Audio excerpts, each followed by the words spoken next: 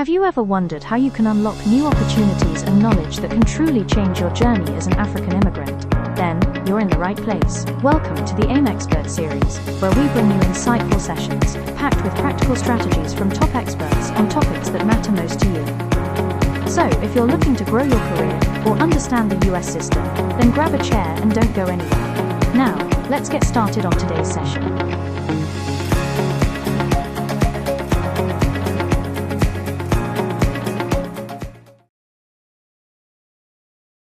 All right. Good afternoon, everybody. Welcome to another masterclass series with African American Collective. And this is our major impact platform, right? This is where we share information. This is, the masterclass series is one platform we use to drive our primary mission to provide resources and information to our people so we don't have to start from scratch. And I'm excited for today's session, one, because it's Randi, but also because of what she talks about. I'll tell you though, I always steal stuff from your sessions. It always lets me go start looking at, okay, what are we doing?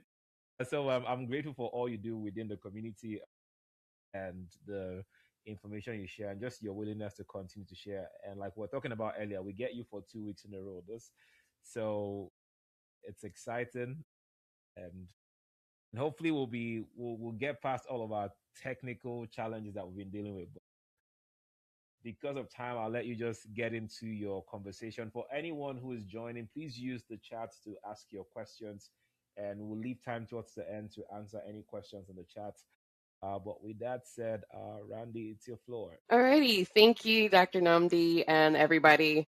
Happy Saturday, and thank you for taking time out of your Saturday afternoon to be with us. I'm really excited about this conversation because I think it's one of the biggest areas where professionals and business owners often experience frustration and they get really confused and overwhelmed.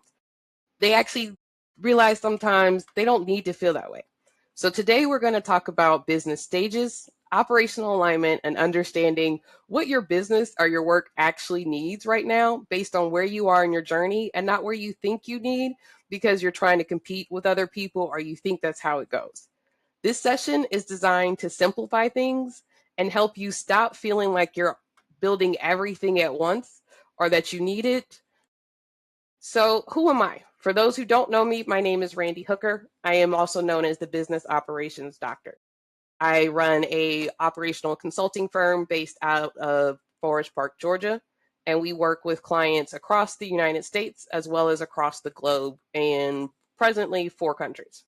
So today's session is designed to help you understand how your business or your role as a professional is evolving and then what that means for the operations and how it should be. It's a practical session. So Dr. Namdi knows me, AIM knows me very well. I try to hold practical sessions because I want you to be able to take things away and use them. Many people feel like they're consistently busy and falling behind. You may feel like you're always responding to problems instead of staying ahead or getting to be proactive. You may feel like your business or your work is disorganized, even though you're working extremely hard. For many people, especially in smaller businesses or growing businesses, everything depends directly on them or one key person. Every decision, every problem, every solution, every task, eventually it circles back to one person. That creates exhaustion very quickly for anybody. Often the immediate reaction is, I need to work harder. I need more tools. I need more systems. I need more software. But many times the issue is actually really deeper than that. So you have to ask yourself, do any of these sound familiar? Because you're not alone if they do. This is more common than you think, or more common than the professional world likes to let on, except for when they're venting. So you got to take a breath and understand. It's not always a work problem.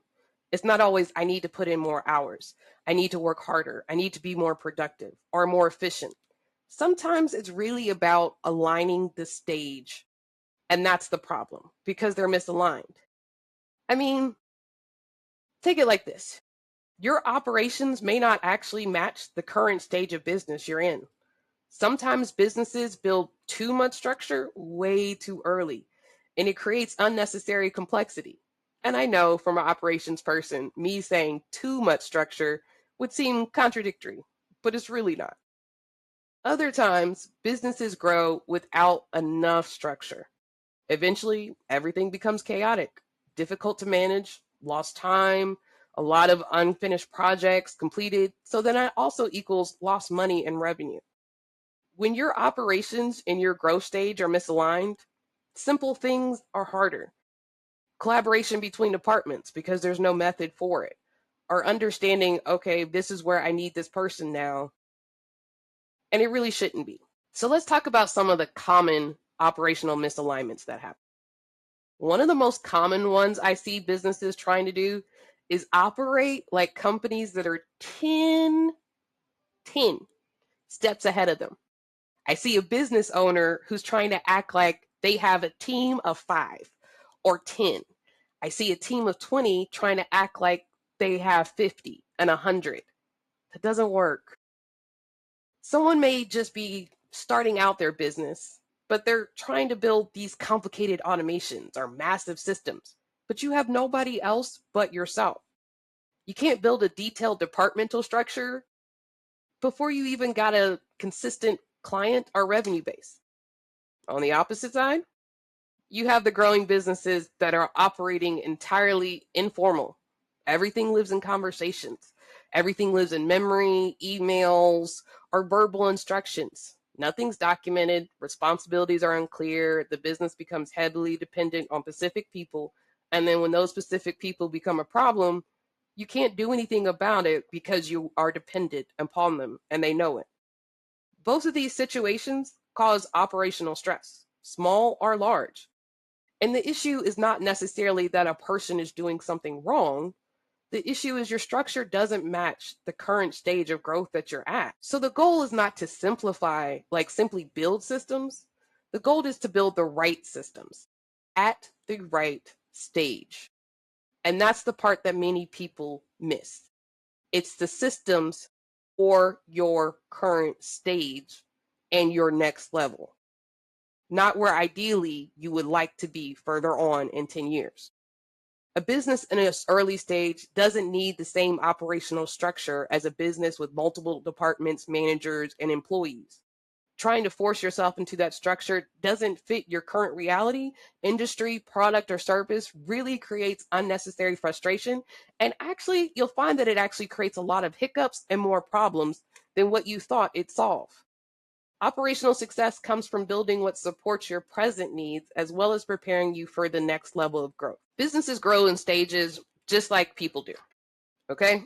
I'm called the business operations doctor because I always relate it back to people, your bodies, or your community because they're very easy for people to understand. So walk with me for a second. As people grow, their needs change. As you grow from a kid to a teenager, your responsibilities change. As you grow from a teenager to an adult, the support structures around you change. Why? Because at different stages, different people and different levels require different things. And that is the exact same for businesses. At different stages, businesses require different levels of structure, communication, delegation, visibility, and accountability. And understanding your stage, basically the same as you would understand a person. Are they in a toddler? Are they a teenager? Are they a young adult? Are they a senior? Can help you compare yourself to businesses that operate actually at your level and help you determine how you need to set up. So each business stage comes with different operational priorities. At some stages, your focus should be clarity and flexibility. At other stages, your business becomes organizational and repeatability. As a business continues to grow, communication, visibility, accountability, leadership, structures all become increasingly more important because you're involving more parts, more minds, more experiences, and more skill sets.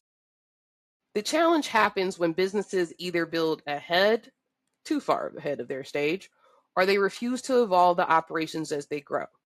Both of these situations create friction. So let's talk about the different stages of a business.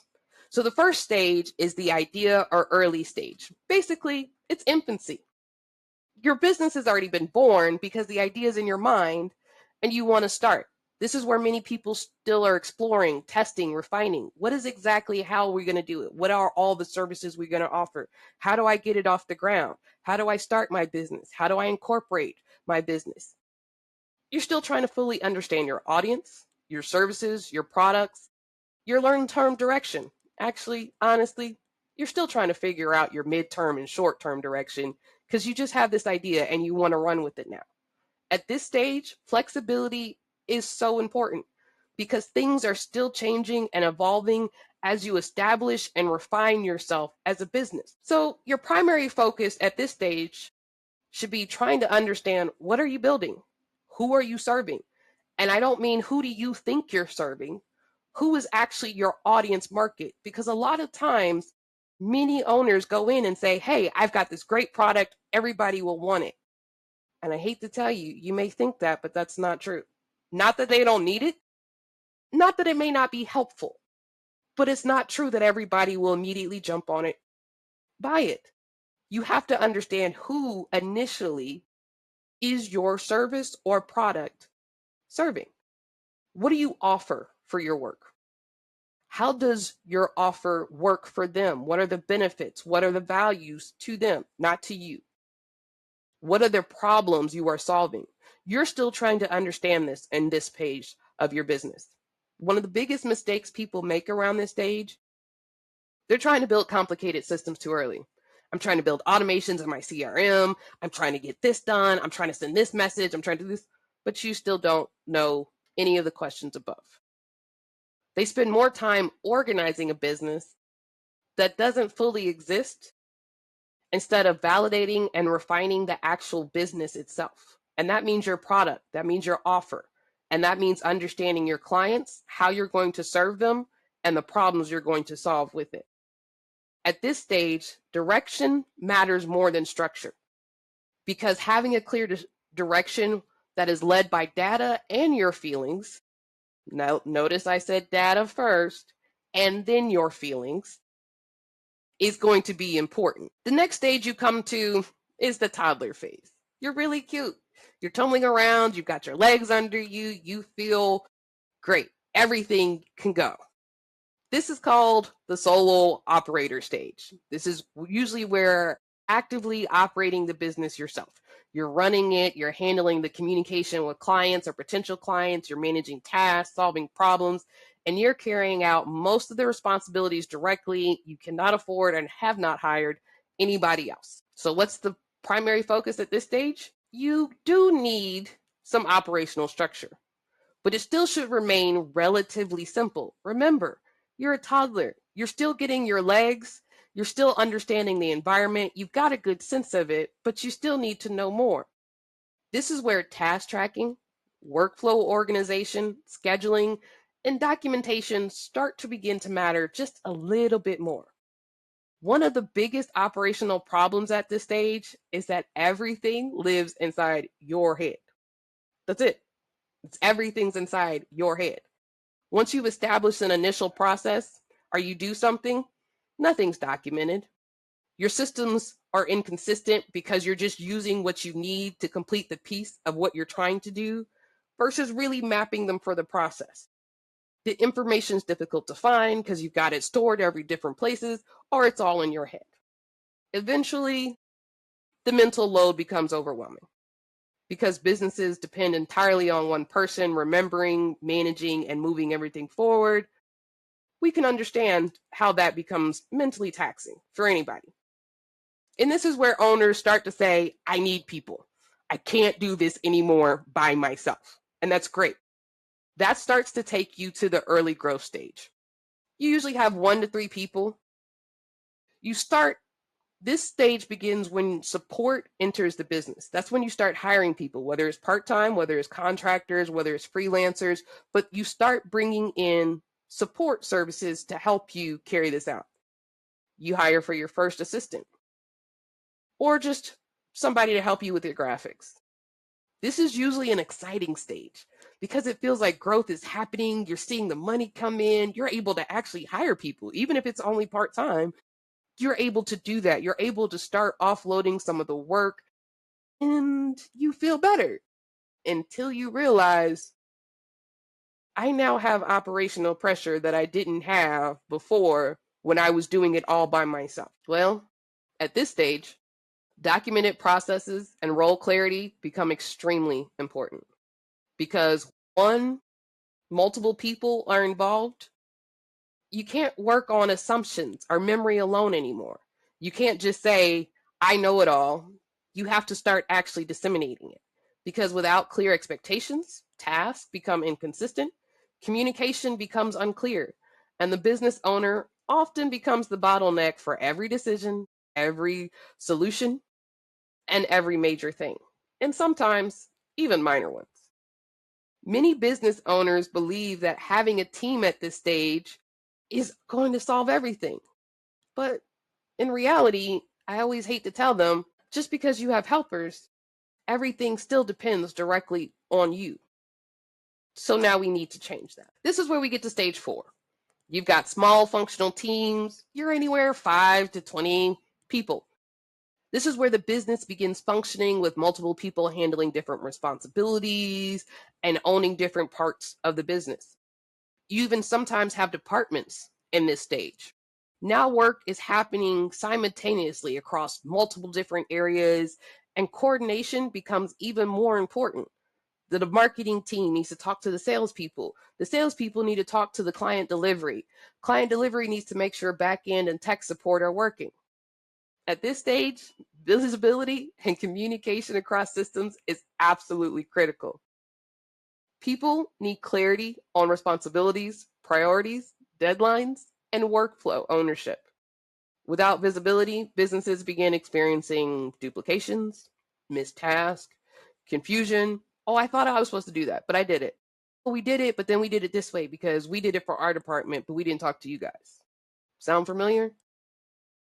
Well, operational disconnect between team members and teams happen. Things take longer. We didn't know. We prioritized our work before your work, so we didn't know it was important. All those types of things. A lot of work may be happening, but the business feels disorganized. Let's be honest. Because there's no central alignment. There's nothing to bring them all together to help with this coordination and management. It's basically every organ in your body deciding to do its own thing with only the barest communication to each other. How do we think that works? You're functioning, kind of. But is it great? Is it healthy? Is it aligned? No.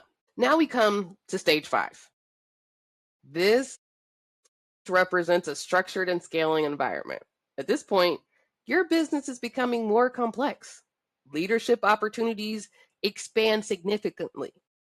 You're across multiple locations, you have multiple different departments, or you're selling in many different states. You've got a sales department, you've got a marketing department, you've got a tech department, you've got a HR, or all these other things. You can see how the complexity is just building on. So more leadership responsibilities because you need more managers, and more managers have to report to senior managers who report to somebody. At this stages, businesses begin focusing heavily on leadership and accountability, reporting, measurements. Some of you guys know them from the corporate world. KPIs, metrics, weekly reports, monthly reports. How are we performing? Those types of things. Businesses can no longer rely solely on the owner's or founder's direction, involvement in every area. The operational visibility, accountability systems, KPIs, and performance systems become necessary to support sustainable growth, as well as provide insight to senior leadership who's no longer doing the day-to-day. One of the hardest transitions at this stage is learning how to release operational control while maintaining operational oversight. We've gone through the stages. Now I want you to think honestly about your current situation, whether it's your professional situation and you're working for a business, or whether it's for a business that's your own. Now, I want you to be honest because sometimes I find through the 20 years of experience, a lot of times business owners don't like to be honest, no matter the size of your organization. I want you to think honestly, the goods and the bads, about what exists there. I want you to think about where you are now that you know the stages, not where you want to be, not where social media says you should be, not where you feel pressured from anywhere outside to be, but presently, honestly, where are you actually today? What stage? Think about where you spend most of your time. Is it talking to clients? Is it doing client work? Is it answering emails? Where do you spend most of your time? What areas feel the most stressful to you? What responsibilities keep circling back to you that maybe shouldn't be, but they're so used to it? Are you currently building operationally for the stage you're truly in? Or is it for the stage you wish you were already at? But sometimes that causes problems. At this point, if you didn't already take the questionnaire to understand your business stage, I encourage you to do it.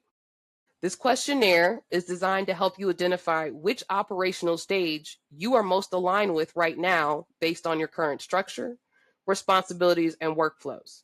It doesn't matter if you're a professional or a business owner. It's a good thing to take the quiz because it helps you understand for your business or the business you're operating in. You can scan the QR code or use one of the links that were provided in the emails reminders to you guys.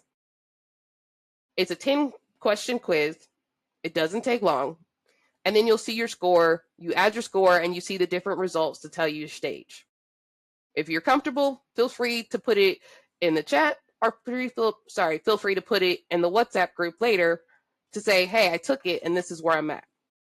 But it's going to be important that you know, not only for you, but if you come back for part 2 to understand exactly where you are. Now, this is not for comparison, but it helps you normalize that businesses and professionals all operate at different stages, and it is completely and perfectly okay to not be somewhere yet that you think you should be. You'll get there. The frustration for misalignment is real. Business owners, businesses, professionals feel it all the time.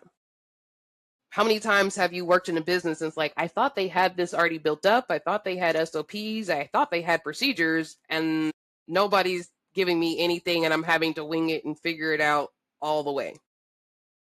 Or how many times have you done your business, but then your customer service rep or your receptionist comes back, hey, where do we find this? Or how do we do this? Or we have this problem.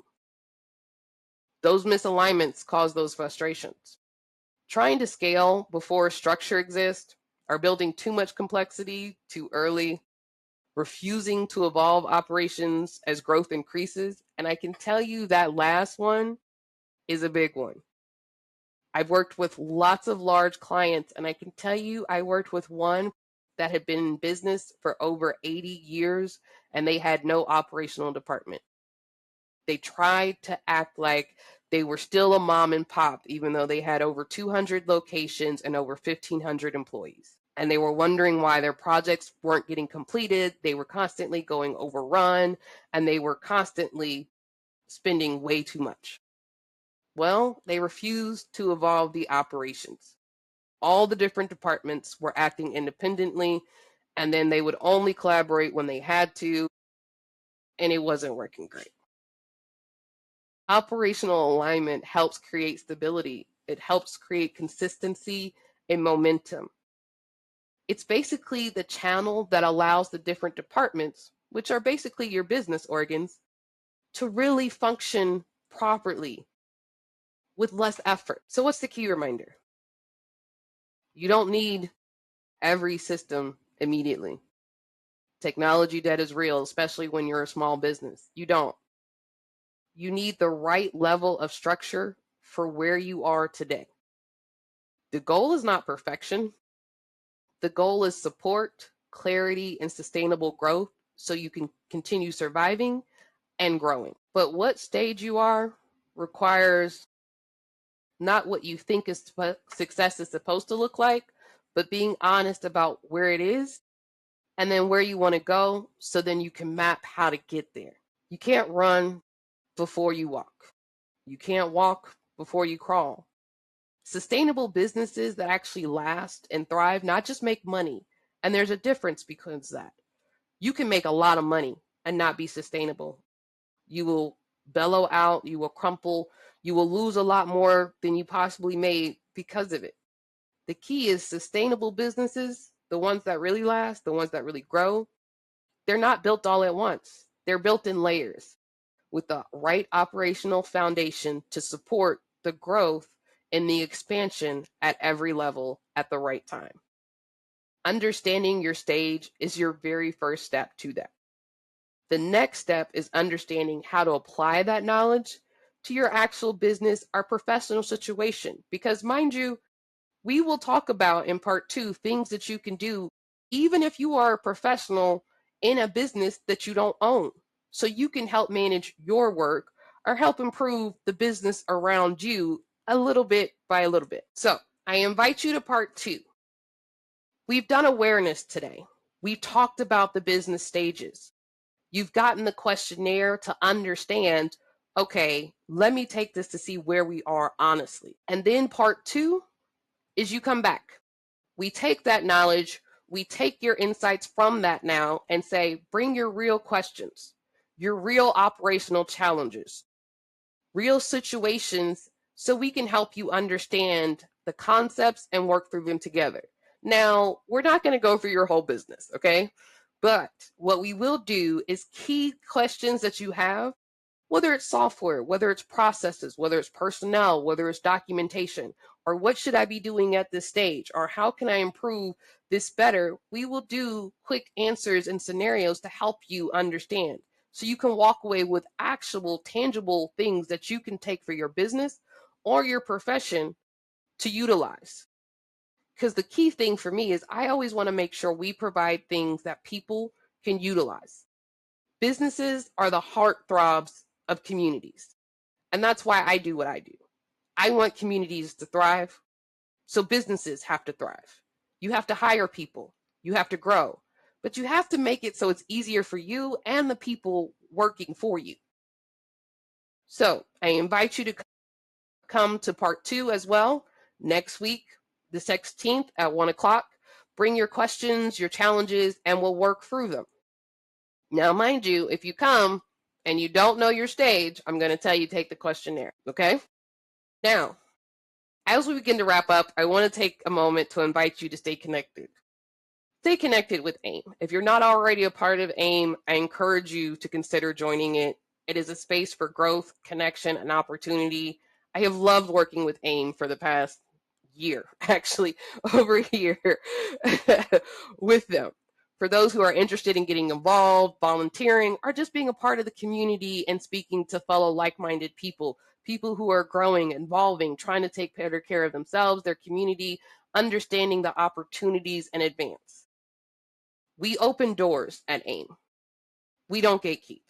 These masterclass sessions that Dr. Namdi and AIM throw every week help prove that. We want to give back. We want people to walk through the doors that we've been opening that others have opened for us. So scan the QR code and become involved. Now, small cheeky favor for myself. Sorry. If you could help, if you found today's session to be informational, encouraging, impactful, or even if you thought it was trash, send me a message. Leave a Google review or a testimonial. Now, if you thought it was trash, I really would ask, please send me a message first so that we could talk about it. But testimonials and reviews are always really good for feedback, to help other people know about the experience, as well as to help other people know that, hey, AIM does some great classes. You really should check them out. They've got some really great programs coming up, and I'll let Dr. Namdi talk about those. But they can always help. You know, in a world where people want validation by somebody else, these help. So please take a moment and consider leaving a review either for Google or LinkedIn. I want to thank you all so much. We are opening the floor for questions and discussions at this time. Dr. Namdi? Thank you very much.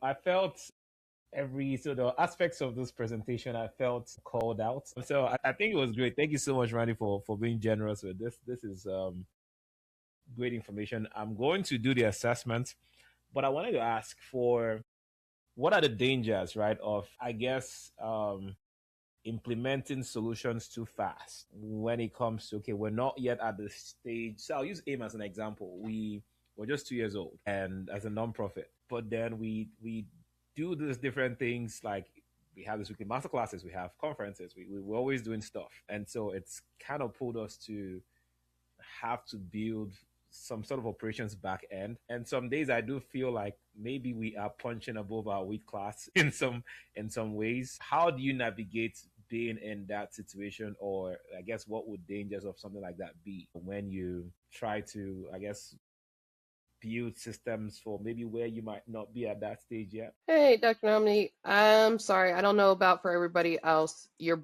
breaking up a little bit, audio. You didn't hear me at all. So I think you were talking something about AIM, and you guys have been here for the 2 years, and you're trying to grow like systems, right? Yeah.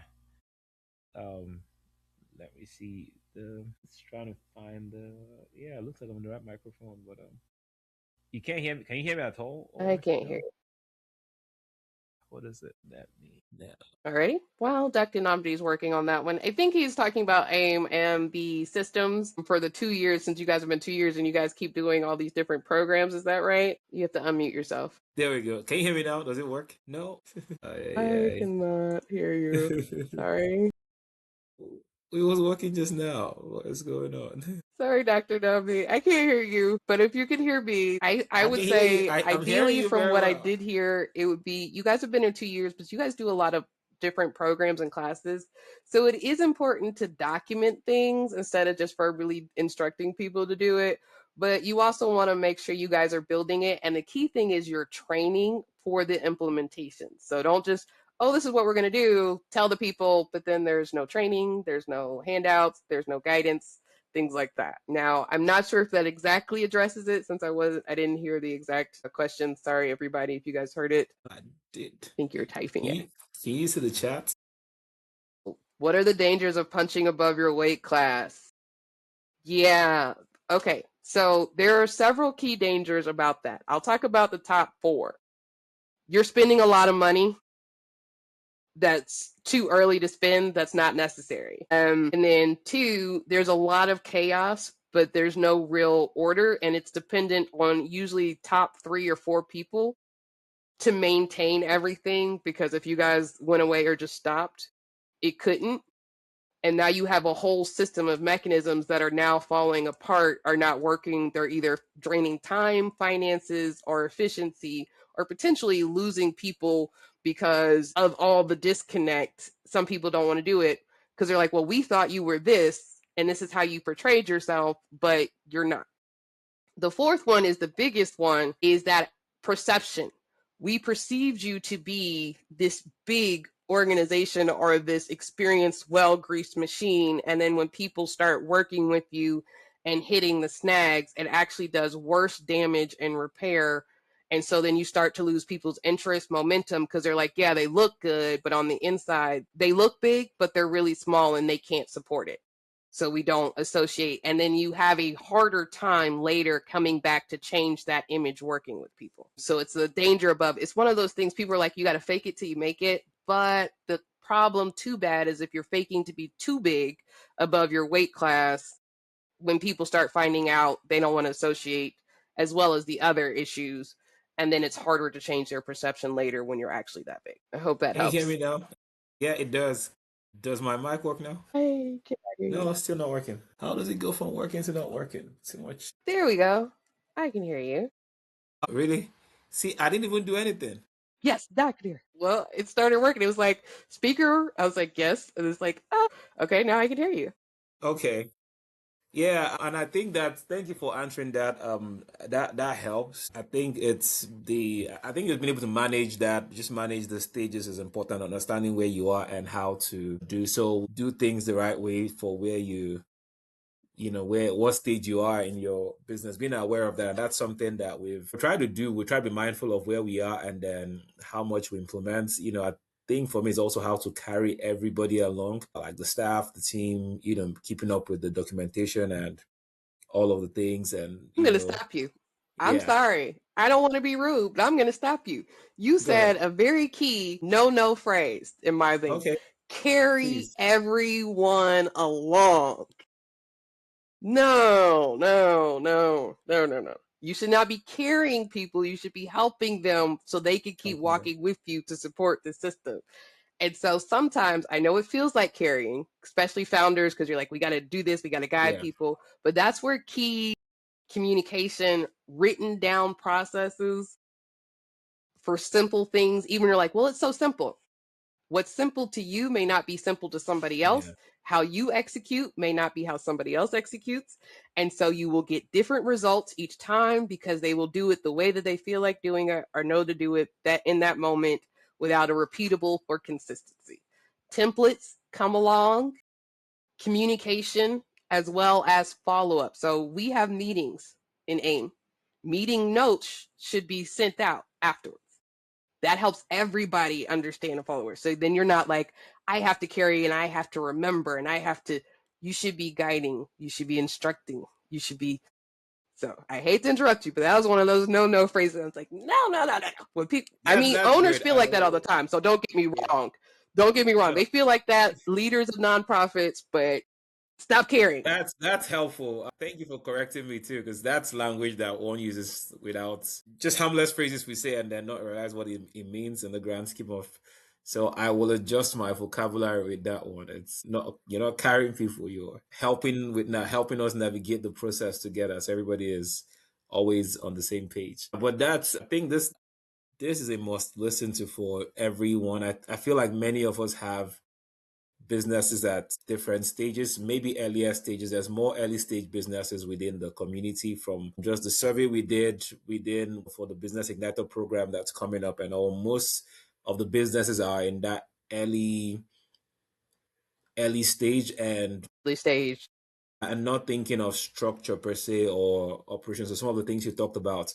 And I feel like this content will help them, start thinking about, okay, where should I be now? And also we'll definitely put out the survey even out again, just so people can do it and come more prepared for next week. Because I think it'll really help with one of the things we have as a culture is like, the fake it till you make it, but it's always just start, right? And see how it goes. There's always that just starts and let the chips fall where they may. I guess, how do you balance that out though? For someone who's trying to build, how do you balance the just starts to, okay, I'm building a real business here? At what point do you need to start paying attention to, okay, I'm doing something real here and I need to start putting structure in place? So I say to people, when you have an idea and you start a business, think about the first 5 years before you do anything.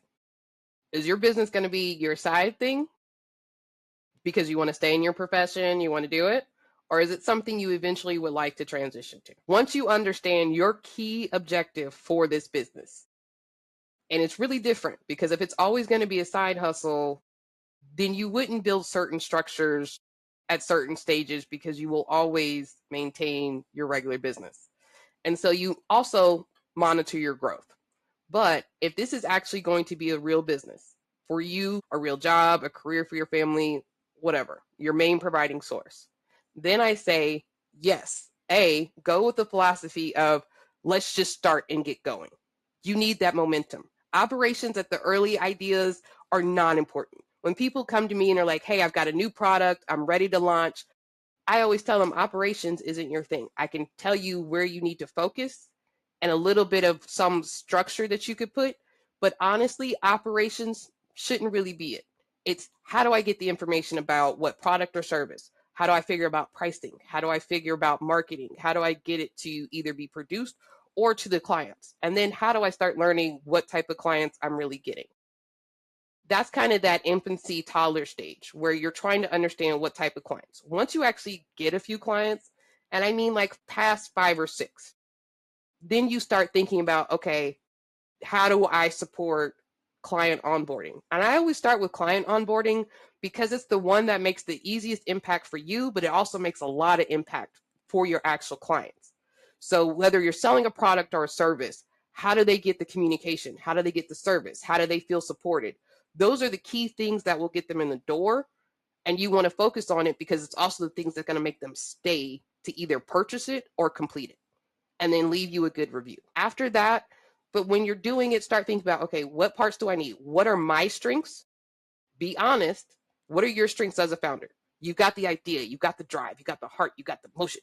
Okay, do you know how to do a website? No? Don't stress yourself. Find somebody to do it really quickly. It doesn't have to be a super complex. At the beginning, you want to keep things simple. You may have this grand design. I want this really complex website. I want them to be able to purchase this. I want to be able to keep it simple. If it's a service, keep it a landing page, maybe 2. Your service isn't about you. It doesn't have to be complex. Think about the cost as well as your building. And then as you build, you can expand your website as more money comes in. You know, are you great with people on the phone? Do you need to be on the phone? Yes or no? Think about it. If you're not great with people and you need to be on the phone, maybe hire somebody to do the phone service for you and train them. The key thing is, as you think about it, analyze what you can do, your capacity. So your capacity is your time, your skill set, and your availability. Those are key, because sometimes in certain industries and certain businesses, timing is important because there's always a life cycle to businesses. So understanding that you can do it, but being honest about it and doing it in stages instead of being like, either I want to do it all in bulk and super fancy, or I'm just going to keep doing the raggedy little train until I can't. It's like, no, we may start with like 1 or 2 cabs, then keep building instead of I'm going to have a cab of 20 trains before I've really done anything. That's super helpful. Thank you so much. You have plenty of good information. I think that this will help. I'm going to go back and watch the whole video again. Again, I encourage everybody the replay will go live on Tuesday. So for everyone who has watched or has missed a part of this, you can always watch the replay. And please follow Randi on all of her pages. Go write the review on Google. Tell her how awesome this was. She's back again next week. So it's going to be a continuation of this. And also just to promote things we have going on. For anybody who's we just had an event, and so we had a huge surge into the community. There's about 50 to 100 people that just joined our WhatsApp groups. And so for anyone who is seeing or experiencing this for the first time, we do this every week. We have weekly masterclasses where we have knowledge partners who come and share their wealth of experience to help add and impact, the community.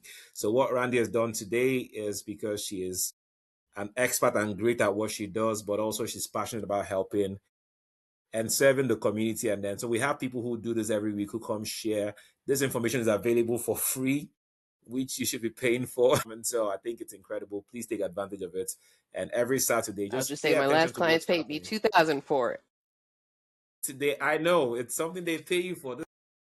It's not free information. I know how this would be if it was a private consultation. And so I don't even take it for granted. Thank you so much for just being generous with information. And I hope everybody really sees and takes advantage of all of the great information. Anybody who is doing or building a business and has listened to this would know this is really valuable information, especially for one-man businesses, solopreneurs, or just people starting up. So thank you again for being generous with your wisdom. And speaking of businesses, we're going to have our Business Igniter program. It's the first of our Catalyst programs that we're doing. We are working with the Gwinnett Chambers to drive this one.